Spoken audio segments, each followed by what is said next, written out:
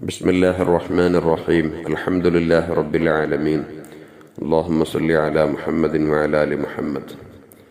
ഒരാൾക്ക് മറ്റൊരാളോട് മഹബത്തുണ്ടെന്ന് പറയൽ പൊതുവെ സാധാരണഗതിയിൽ നമ്മൾ കണ്ടുവരുന്ന ഒരു ശൈലിയാണ്. എനിക്ക് അദ്ദേഹത്തോട് നല്ല താല്പര്യമാണ്, നമ്മുടെ ഹബീബാണ് എന്നുള്ള ചില പ്രയോഗത്തിലൂടെ ആ സ്നേഹത്തെ അടയാളപ്പെടുത്താറുണ്ട്.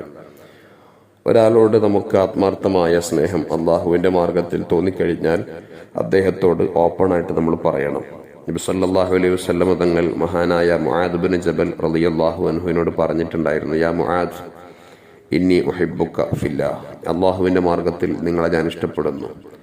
സൗഹൃദം അള്ളാഹു തആലക്ക് ഏറ്റവും ഇഷ്ടമുള്ള കാര്യമാണ്. നാളെ ആഖിറത്തിൽ അർശിന്റെ തണൽ കിട്ടുന്ന വിഭാഗത്തിൽ ഒരു വിഭാഗം വമൻ തഹാബ്ബ ഫില്ലാഹി, അള്ളാഹുവിൻ്റെ മാർഗത്തിൽ പരസ്പരം സ്നേഹിച്ചവരാണ്.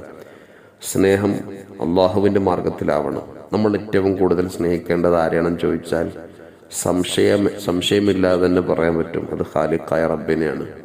കാരണം ഖാലിഖും മഖ്ലൂഖും തമ്മിലുള്ള റിലേഷൻ അങ്ങനെയാണ്. ഇനി അത് കഴിഞ്ഞാൽ ആരെയാ സ്നേഹിക്കേണ്ടത്?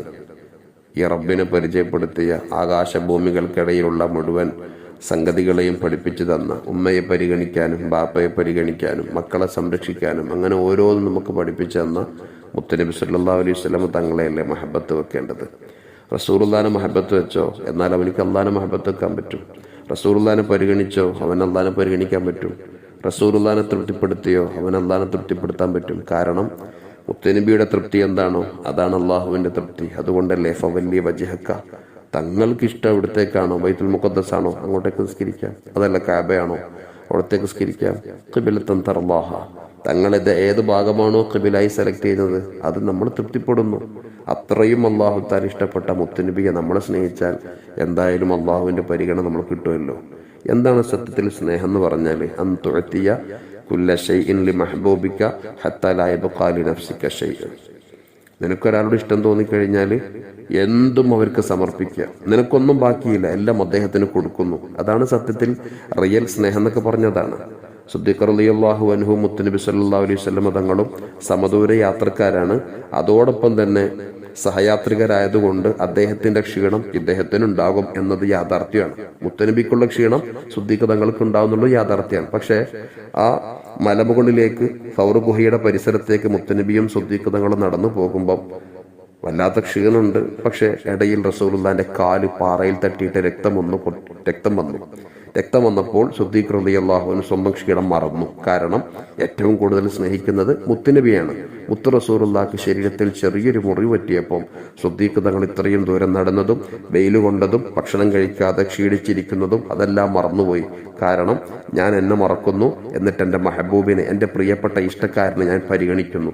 അതാണ് സ്നേഹം. സിദ്ദീഖ് തങ്ങൾ അവിടുത്തെ ചുമലിലേറ്റിയിട്ട് ആ കുന്നു മുഴുവനും കടന്നു ചെല്ലുമ്പം അള്ളാഹിന്റെ റസൂൽ സല്ലല്ലാഹു അലൈഹി വസല്ലം തങ്ങൾ ചോദിച്ചു, എന്നെ കൊണ്ട് പ്രയാസമായി പോകുന്നുണ്ടോ സിദ്ദീഖേ? സിദ്ദീഖ് തങ്ങൾ പറയാണ്, ഞാൻ എന്നെക്കാൾ സ്നേഹിച്ച തങ്ങളല്ലേ നബിയെ, അപ്പൊ ഞാൻ എന്നെ മറന്നു പോവാണ്.